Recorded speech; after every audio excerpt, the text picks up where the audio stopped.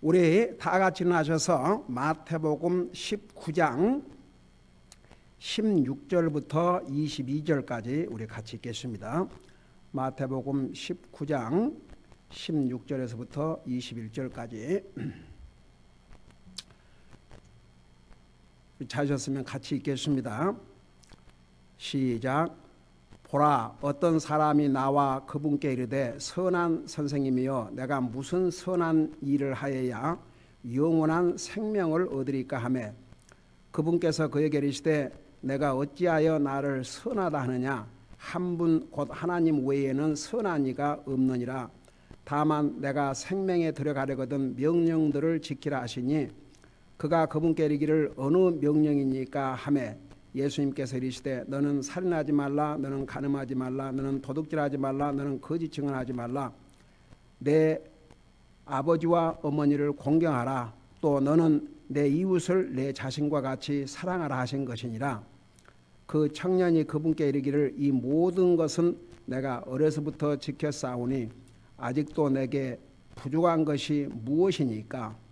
예수님께서 그에게 이르시되 내가 완전하게 되려거든 가서 내 소유를 팔아 가난한 사람들에게 주라. 그리하면 하늘에서 내게 보화가 있으리라. 그리고 와서 나를 따르라 하시매, 그 청년이 많은 소유를 가졌으므로 그 말씀을 듣고 근심하며 가니라. 아멘. 앉으시 바랍니다.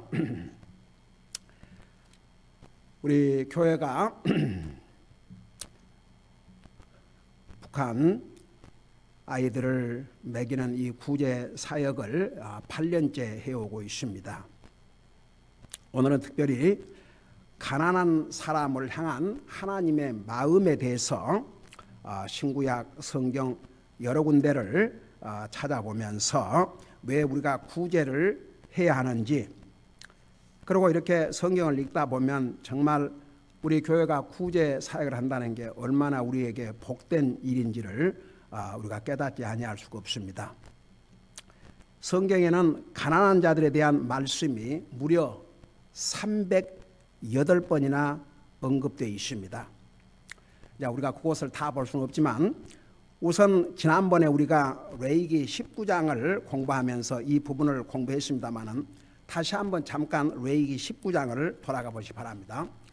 레위기 19장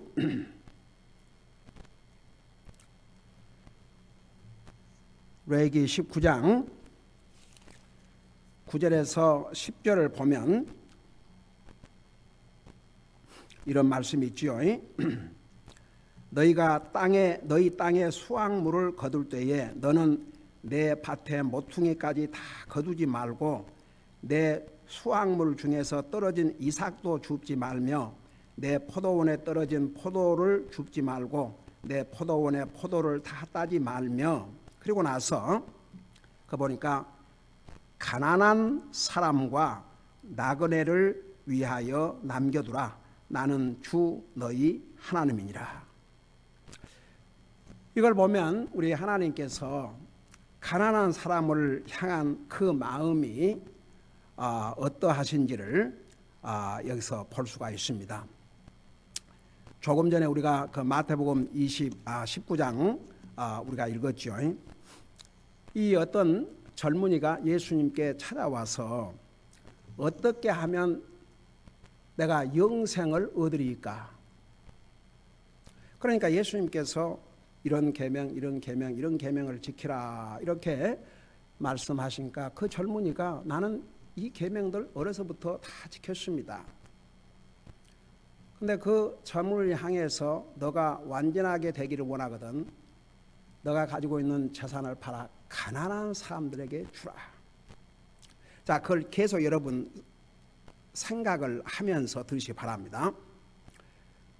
우리 예수님께서 그 젊은이에게 왜 가난한 사람을 향해서 왜 너가 가진 소유를 팔아 가난한 사람에게 주시라고 하셨는가?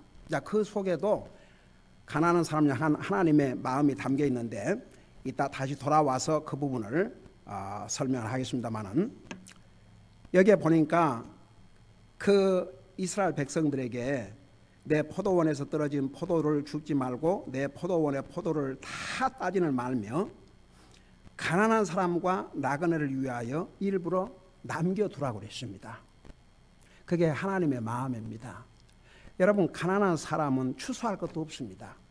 그러니까 너희 밭에 풍성한 그 수확, 그 추수를 하면서 그걸 그냥 다 따서 떨어진 이삭까지 다 주워서 가지 말고 수확할 것이 없는 가난한 사람들, 그들이 와서 주워 먹도록 남겨두라고 그랬습니다.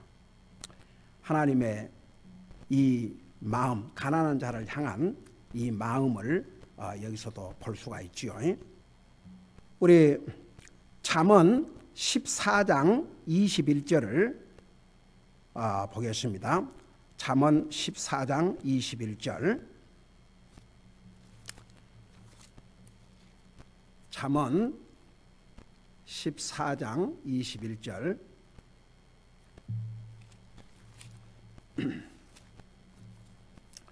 잠언 14장 21절에 보면 이런 말씀이 있습니다. 자기 이웃을 멸시하는 자는 죄를 짓되 가난한 자에게 긍휼을 베푸는 자는 행복하니라. 이게 이제 하나님께서 우리에게 주신 말씀이 옳시다. 가난한 자에게 자비를 베푸는 자, 이 사람이 행복한 사람이다. 아까 이 예수님에게 찾아온 이 젊은이가 부자였습니다. 그는 세상에 가지고 싶은 것을 다 가졌습니다. 근데도 뭔가 허전했던 것 같습니다. 그래서 예수님에게 와서 선한 선생님이여, 내가 어떻게 하여야 영원한 생명을 얻으리까? 그 사람은 육신적으로는 가지고 싶은 거 다 가지고 있는 그 부자인데, 그러니까 예수님께서 처음에는 이런 명령들을 지키라. 근데 이 젊은이가 나는 그 명령들을 다 지켰습니다. 그러니까 예수님께서 그러면 너가 가진 재산을 팔아 가난한 자들에게 주고 나를 따라오라. 그리하면 하늘에서 보화가 크리라. 행복하지 못한 거죠. 이 젊은이가 많은 돈을 가졌지만 오늘 이 말씀에 의하면 가난한 자에게 긍휼을 베푸는 자는 행복하다 그랬습니다. 그 다음에 우리 시편 41편 1절을 보겠습니다. 시편 41편 1절. 시편 41편 1절.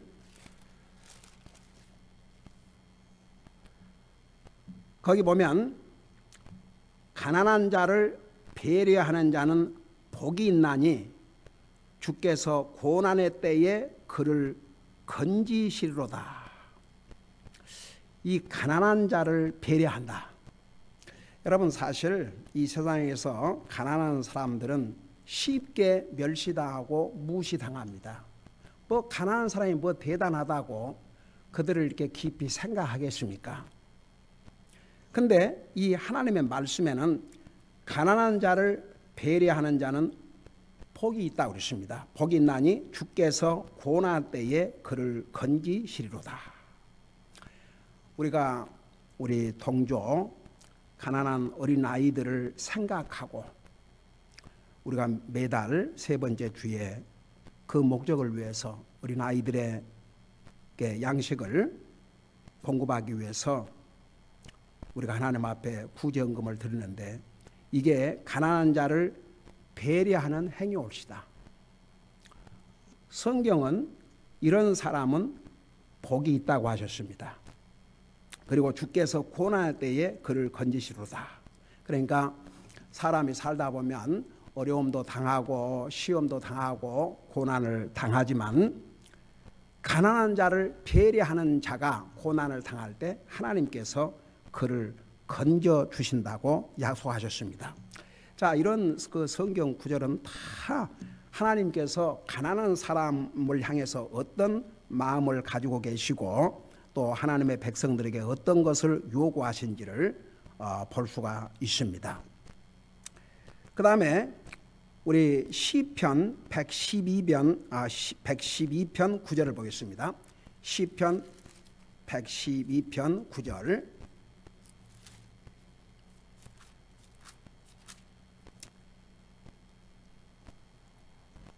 시편 112편 9절에 보면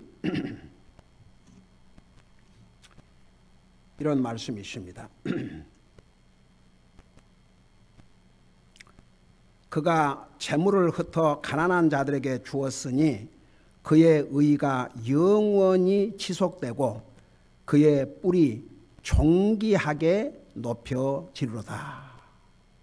참 이 어마어마한 하나님의 약속입니다. 가난한 자들에게 준 그 의로운 행위는 영원히 지속된다, 이렇게 말씀하고 있습니다. 여러분, 잠언 19장 17절을 보겠습니다. 잠언 19장 17절입니다.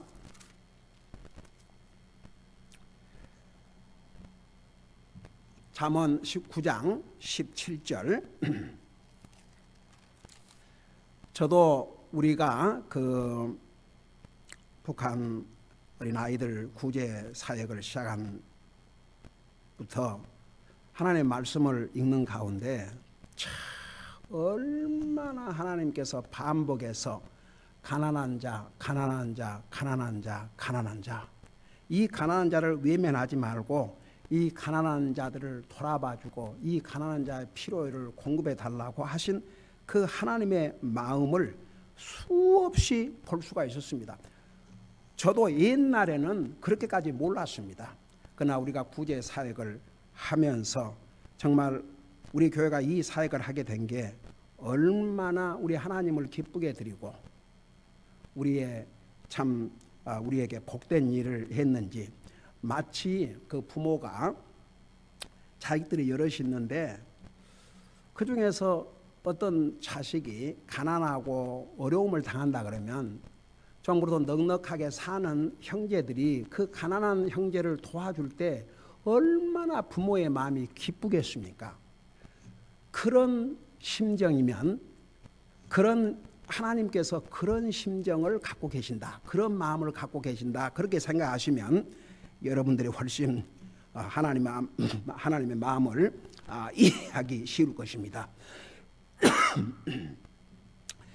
우리 19장 잠언 19장 17절에 보면 또 이런 말씀이 있습니다. 가난한 자를 불쌍히 여기는 자는 주께 빌려드리나니 그가 베푼 것을 그분께서 그에게 다시 갚아 주시리라. 자, 이 말씀을 쉽게 설명하자면 어떤 가난한 자를 위해서, 가난한 형제를 위해서 내가 예를 들어서 100불을 빌려줬다. 그러면 그 가난한 자에게서 내가 다시 받는다는 건 힘듭니다. 가난하기 때문에. 근데 주님께서, 그러니까 가난한 자를 돕는 것은 빌려주는 것 같다 그랬습니다. 빌려주는 것. 근데 그걸 누가 갚아주시냐 그러면 그 가난한 자가, 이렇게 빌림을 받은 가난한 자가 갚아주는 게 아니고 우리 하나님께서 갚아주신다고 하셨습니다.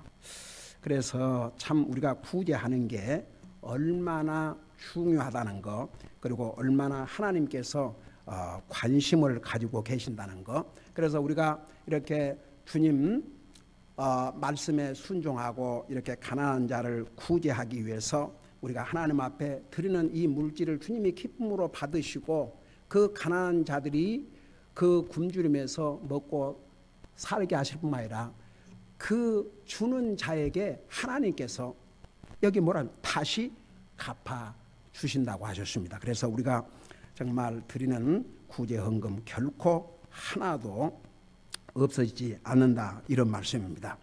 그 다음에 21장 13절을 보겠습니다. 똑같은 잠언 21장 13절.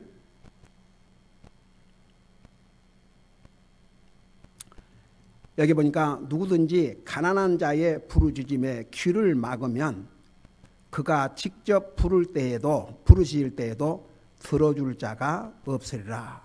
이건 참 경고의 말씀입니다. 저는 아직도 제가 처음 북한을 방문했을 때 그 저를 수행했던 북한 관리 두 사람 중에 한 사람이 그 굶주린 아이들 도와주십시오. 그 얘기를 듣고 정말 도대체 무엇을 어떻게 도와줄 수가 있을까? 기도하면서 참 하나님의 은혜로 우리가 이 사역을 지금까지 하고 있습니다마는, 만일에 제가 그때 그 가난한 자를 도와달라고 하는 그 간절한 부탁에 길을 막았더라면, 그리고 모른 체하고 아무것도 안 했더라면 정말 하나님 앞에 어떻게 정말 어떻게 됐을까? 그런 걸 생각하면 참 생각하기도 두렵습니다. 그래도 우리 하나님의 은혜로 이렇게 정말 같은 형제 두 미국 교회들과 함께 이렇게 8년 동안 이 사역을 계속해 올 수 있다는 게 얼마나 하나님의 놀라우신 은혜인 줄 모르겠습니다. 여러분, 성경은 이렇게 수없이 가난한 자에 대해서 어떻게 우리가 해야 될 것을 말씀하고 있습니다. 여러분, 다니엘서 4장 27절을 잠깐 보시 바랍니다. 다니엘서 4장 27절.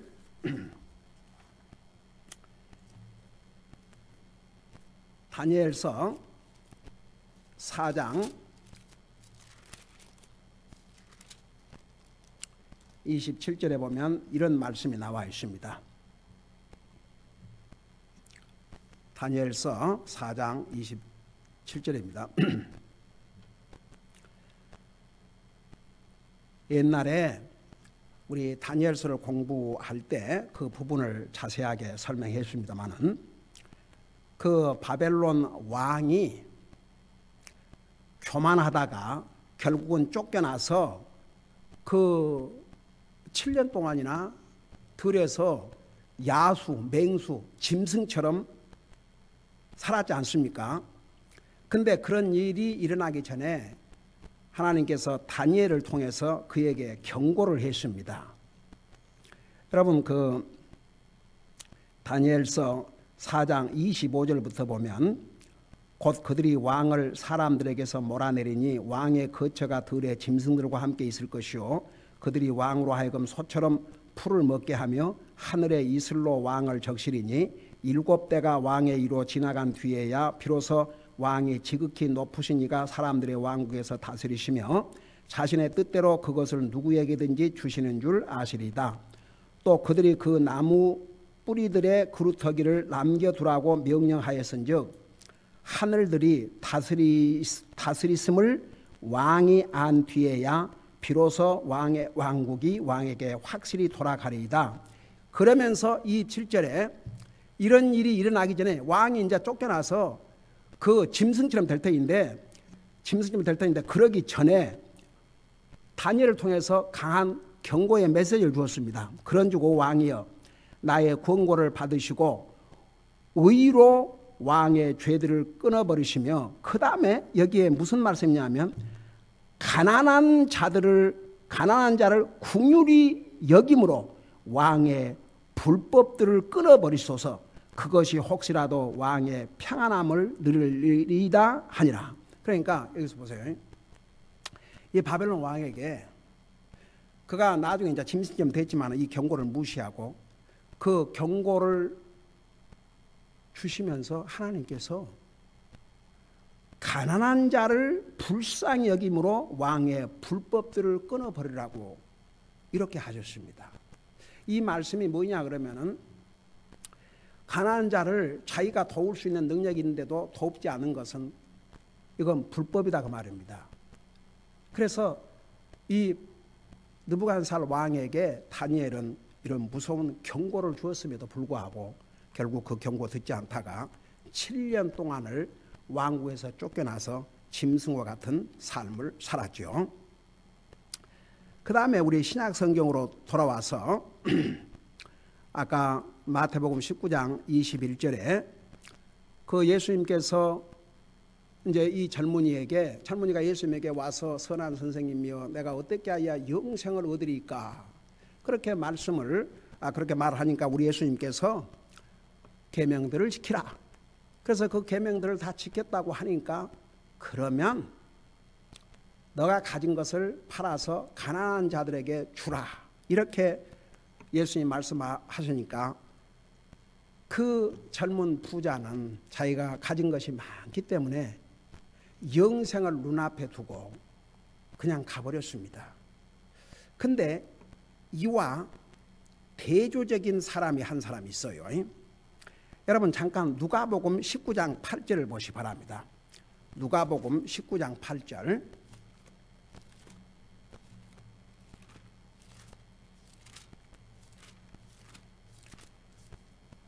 누가복음 19장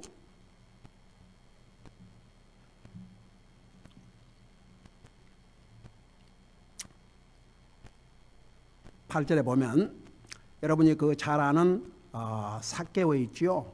삭개오는 아주 키가 작은 사람이었는데 그 예수님을 한번 만나 뵙고 싶었지만 너무나도 예수님 주변에 많은 사람이 있어가지고 예수님을 볼 수가 없으니까 이 삭개오는 누구냐 그러면 이스라엘 사람이긴 하지만 로마의 정부에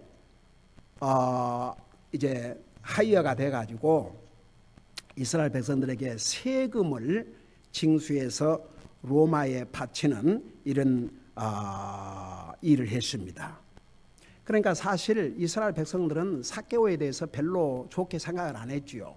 자기 백성들에게 그 세금을 이렇게 징수를 해가지고 로마에 바치고 자기는 그것으로 이제 그래도 부유한 삶을 살았던 것 같아요. 그러니까 이제 로마 정부는 이 삭개오에게 네가 알아서 세금을 징수해가지고 그 중에 얼마는 바치고 얼마는 네가 갖고 막 이런 식으로 했던 것 같습니다. 그러니까 별로 삭개오는 이스라엘 백성들에게 이렇게 환영받지 못했지요. 로마의 관리로서 일을 하니까. 로마는 당시에 이스라엘을 지배하는 나라 아니었습니까? 그런데 이 삭개오가 예수님의 소리를 예수님에 대한 그 이야기를 듣고 예수님 얘기를 듣고 꼭 예수님을 만나보고 싶었어요. 이 사람을 향해서 19장 1절부터 보면 이렇게 얘기하고 있습니다. 예수님께서 여리고로 지나가시더라. 보라 거기에 삭개오라는 사람이 있으니 그는 세리들 중에 우두머리요 또 부자더라. 그러니까 세금 징수를 하는 세금 관리 중에서도 그 취입 상당히 높은 자리에 있었죠. 그리고 그 사람 부자라 그랬습니다. 그러니까 이스라엘 사람들이 좋아하겠습니까? 그가 예수님께서 어떤 분이신지 보고자 하되 키가 작음으로 밀려드는 무리로 인해 볼 수 없어 앞으로 달려가 그분을 보려고 뽕나무에 올라가니 이는 그분께서 그 길을 지나시게 되었기 때문이더라.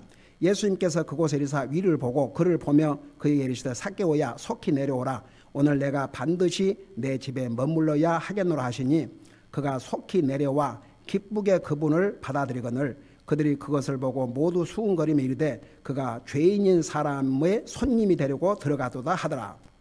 자, 그 다음에 8절에 보세요. 그러니까 예수님께서 이제 삭개오를 아예 만나러 집까지 가셨습니다. 8절 보니까 삭개오가 가서 서서 주께 이르되 주여 보소서 내가 내 재물의 절반을 가난한 사람들에게 주겠사오며 만일 내가 거짓 고소하여 어떤 사람에게 무엇이든지 빼앗았으면 그에게 4배로 갚겠나이다 하매 한번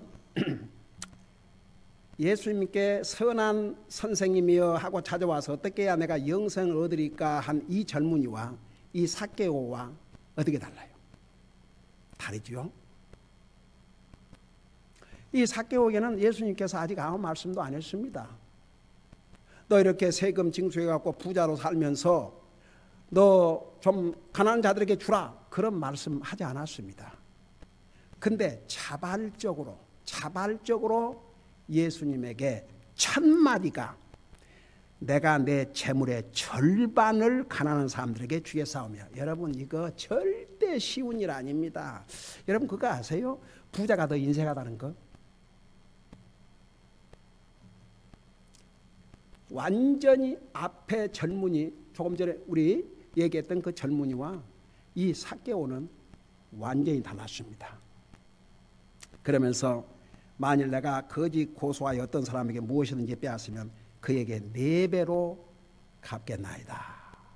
여러분, 우리 구약 성경에서 우리 앞으로 이제 그 부분을 배우겠지만, 그 누구 것을 빼앗았든지 하여간 해를 끼쳤으면 그 4배로 갚도록 그렇게 했는데, 그 하나님의 말씀대로 자기가 하겠다 이겁니다. 그러니까 9절에 예수님께서 그에게 이르시되 그도 아브라함의 자손인즉 이날 구원이 이 집에 이르러도다. 그러니까 참 어메이징이죠. 이 가난한 자를 구제하는 마음, 그게 얼마나 복된 마음이고 하나님 앞에 의로운 행인지. 우리 사도행전 10장에 가보면 여러분 잘 아시는 고넬료, 여러분 잘 아시는 고넬료 있죠. 고넬료도 기도와 구제에 힘쓰다가 결국은 하나님께서 그의 기도와 구제를 받으시고 베드로를 그 고넬료 집에 보내서 온 가족이 구원받은 놀라운 역사가 있었지 않습니까? 여러분 잠깐 사도행전 10장을 펴보시기 바랍니다. 사도행전 10장, 사도행전 10장 4절 그 다음에 31절에 보면 이런 말씀이 있어요. 그가 바라보고 두려워 이르되 주여 무슨 일이니까 하니 그가 그에게 이르되 내 기도와 구제가 올라와 하나님 앞에서 기억되었은즉, 내 기도와 구제가. 그 다음에 31절에 보니까 이르되 고넬로야 하나님께서 친히 보시는 중에 내 기도를 들으시고 내 구제를 기억하셨으니라고 말씀했죠. 그래서 오늘 구약 성경, 신약 성경 이 몇 군데를 우리가 보았지만 하나님께서 얼마나 가난한 자에 대한 마음을, 얼마나 가난한 자를 불쌍히 여기시고 하나님의 백성들이 가난한 자를 외면하지 말고 가난한 자를 이렇게 무시하지 말고 가난한 자를 도와주라는 것이 하나님의 마음인 것을 구약 성경, 신약 성경 몇 군데서 우리 보았습니다만은 성경에는 이것만 얘기한 거 아니고 아까 얘기했죠. 약 308번 가난한 자에 대해서 말씀하고 있는데, 그래서 여러분 이번에 제가 또 그 미국 우리와 같이 이 구제 사역을 하고 있는 형제 교회에 가서 또 말씀을 전하고 그동안 우리가 북한 구제 하나님께서 어떻게 역사하셨는지를 보고할 것입니다만은 우리가 이 사역을 하게 된 게 얼마나 우리에게 복인지 모르겠습니다. 우리는 앞으로도 이 피로가 더 이상 필요 없다 할 때까지 계속 할 것입니다. 바로 구제는 하나님께서 원하시는 것이고 하나님의 백성들이 해야 될 일이고 가난한 자를 향한 하나님의 마음을 이렇게 우리가 수없이 성경을 통해서 배워왔습니다. 지금까지 열심히 이 구제 사역을 위해서 헌신해 주신 여러분 한 사람 한 사람 주님께서 일일이 기억하시고 여러분의 이 의로운 행위를 우리 주님께서 영원히 기억할 것입니다. 기도하십시다. 사랑의 아버지 하나님, 우리를 구원하여 하나님의 자녀 삼으시고 우리 동족, 굶주린 우리 북한의 동족들을 다 구제할 수 없지만 한 도시에 그 가난한 어린 생명들을 이렇게 먹일 수 있는 이런 복된 기회를 우리에게 주셔서 지금까지 8년 동안 이 사역을 해올 수 있게 해주셔서 너무나도 감사드립니다. 앞으로도 그 필요가 다할 때까지 계속 우리를 사용해 주셔서 주님이 기뻐하시는 이 구제 사역을 위해서 계속 힘쓰는 우리가 되게 하여 주시옵소서. 이런 복된 기회를 우리에게 주신 주님께 모든 영광 돌려드리옵고 주님의 백성들에게 크신 은혜와 복 내려 주시옵소서. 예수님 이름으로 감사 기도드리옵나이다. 아멘.